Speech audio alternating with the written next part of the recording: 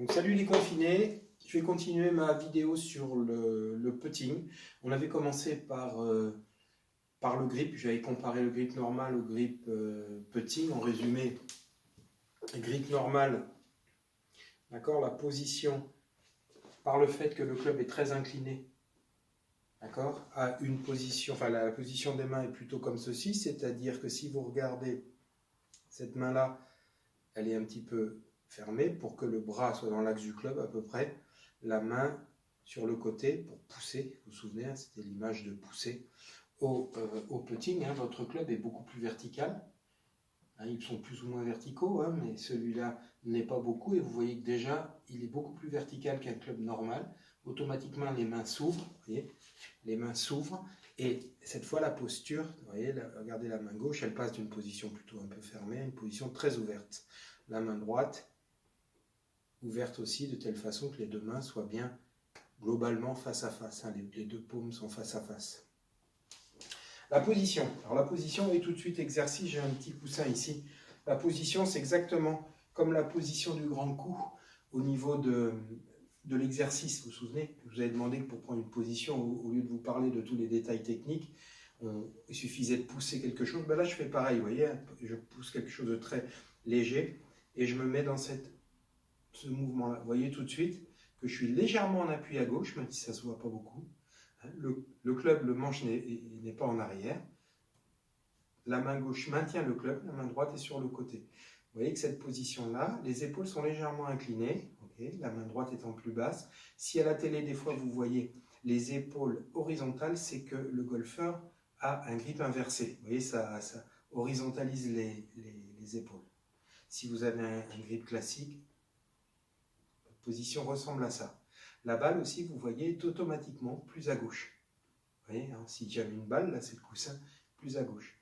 Très intéressant la poussée du petit coussin ici, c'est que si vous poussez, vous êtes dans une position qui est comme ça, avec un grip un peu au putting, une main droite qui est donc plus ouverte, la main gauche aussi, et vous voyez que ce bras-là est un petit peu plus rentré que l'autre. Hein. Vous voyez l'autre, plus foncé, là. Si vous gardez un grip classique, vous allez vous mettre un peu comme ça, et vous allez avoir ce bras qui est en avant. Le problème, c'est qu'un bras qui est en avant, comme ça, ou un avant-bras, a tendance à bloquer à la montée, alors qu'en fait, moi, je suis dans un système de frappe naturelle. Je fais souvent cet exercice-là avant de putter. Vous voyez, si je mets à cette hauteur-là, vous voyez, on plie un peu les bras, et on se retrouve avec un mouvement comme ça. Ça, c'est le mouvement classique du putt. Très important après de comprendre comment les bras et les épaules fonctionnent. Mais les bras et les épaules ne peuvent fonctionner correctement que si la position de départ est correcte.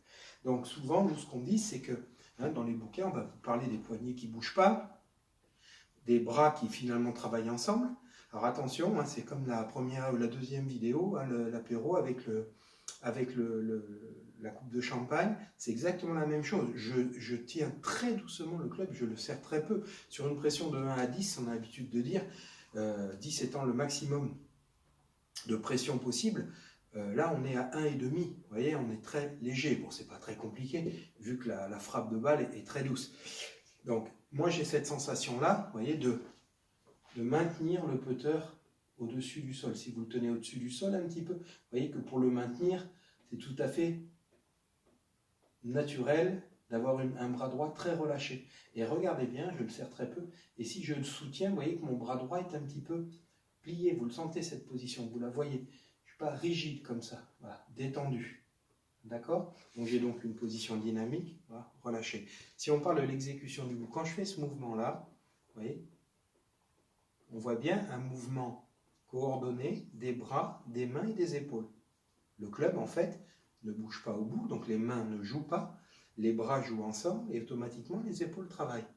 L'action, encore une fois, pas confondre action-réaction, l'action est effectuée par les bras. On a une sensation de main, de bras qui déplace le club pour traverser. Vous êtes d'accord?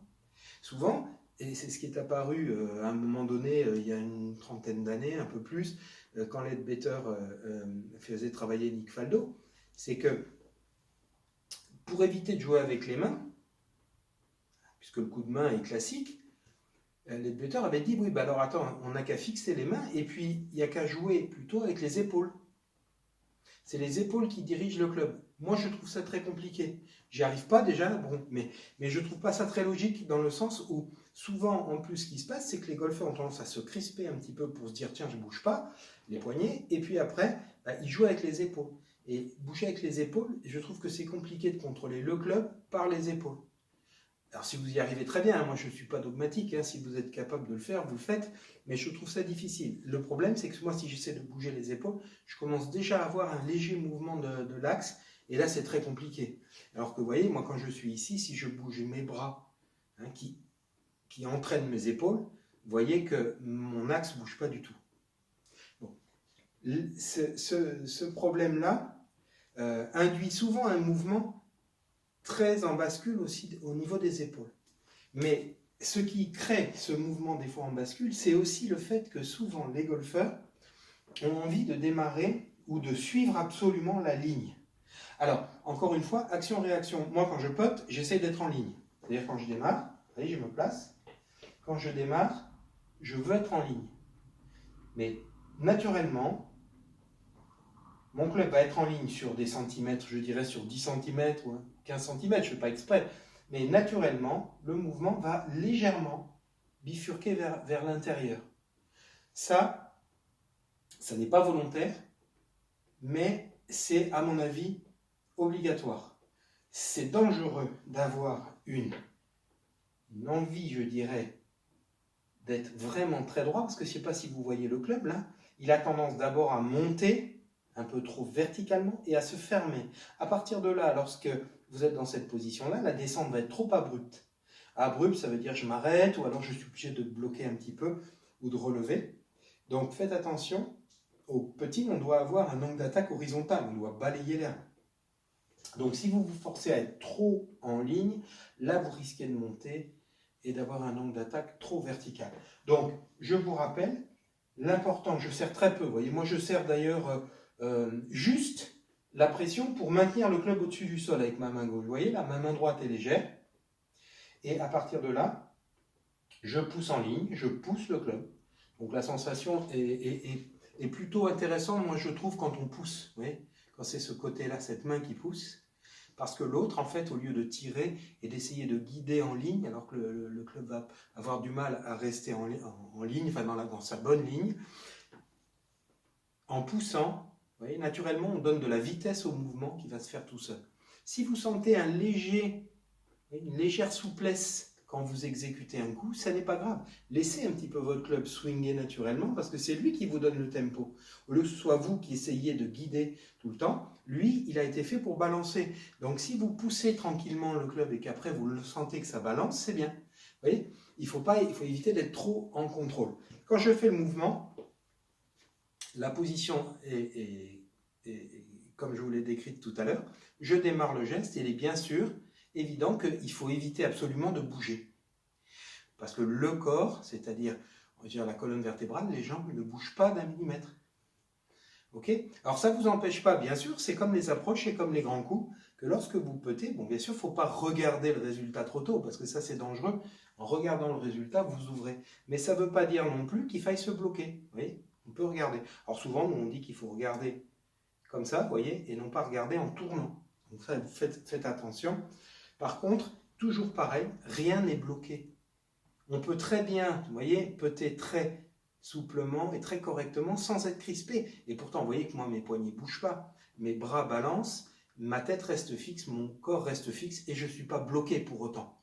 D'accord ? Donc, faites bien attention, comme dans tous les coups de golf, la posture se prend, à mon avis, de façon dynamique.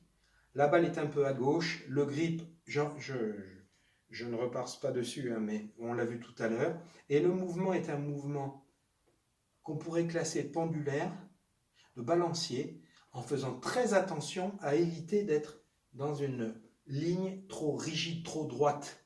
Détendez-vous, faites le mouvement et ça va se faire tout seul. Serrez très peu. Je crois que c'est quasiment le plus important. Serrez très peu. Moi, c'est ce qui me permet de ressentir les distances facilement. C'est que comme je ne le serre pas, le club, vous voyez, j'ai l'impression de ne pas le serrer. Vous voyez que mes poignets ne bougent pas pour autant.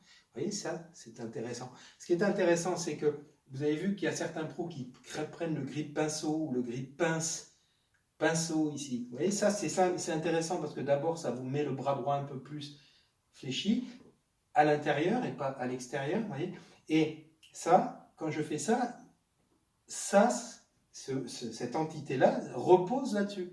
Et je dis reposer simplement parce que j'ai pas besoin de serrer, ça repose. Donc, encore une fois, je ne serre pas et je laisse aller. Alors, vous avez vu qu'à l'origine, c'est un exercice et que certains pros potent comme ça ou comme ça. Vous voyez, l'intérêt de ça, c'est que moi, je ne crispe pas. Je le tiens à peine. Et dans les deux cas, vous voyez que mon bras est rentré. D'accord? Très léger. La dernière chose, parce que je veux que vous reteniez bien ce truc, c'est très très léger, on serre à peine. Après, prenez à la limite votre technique comme vous le sentez. C'est quelque chose de très sensitif. Moi, je ne suis pas obligé de vous dire exactement ce qu'il faut faire, mais vous voyez, les grands principes sont jetés. Détendez-vous au maximum, et là, vous verrez que le club, il ne bougera pas dans vos mains. Vous le sentirez légèrement avoir de l'inertie, de l'autonomie, mais il ne bougera pas. Et c'est lui qui vous donnera le tempo. Bon, allez, à bientôt. Ciao.